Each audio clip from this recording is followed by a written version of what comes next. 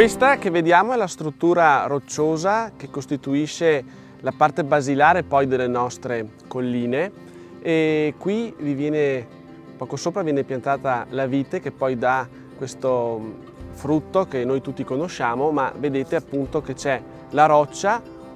poca terra e subito sopra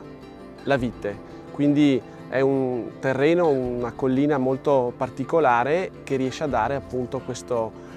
valore a questo prodotto proprio per la sua gustosità e proprio per la tipicità che ha questo tipo di conformazione.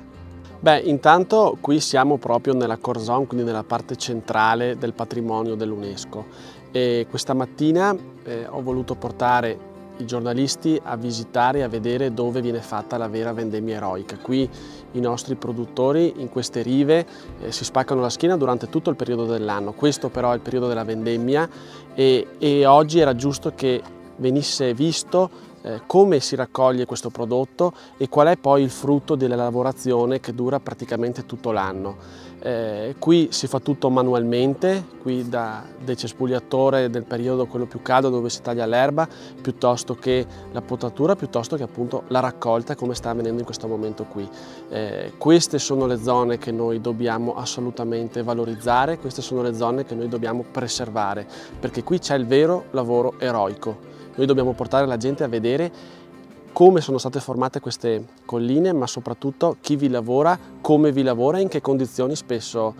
si trova a dover affrontare le difficoltà anche che poi questi luoghi, che sono molto belli alla vista, ma sono altrettanto difficili da lavorare, perché veramente qui ci vuole molta passione e tanta passione per questo territorio, perché alla fine è questo che muove soprattutto la maggior parte dei nostri produttori e di chi queste vigne e queste colline le lavora.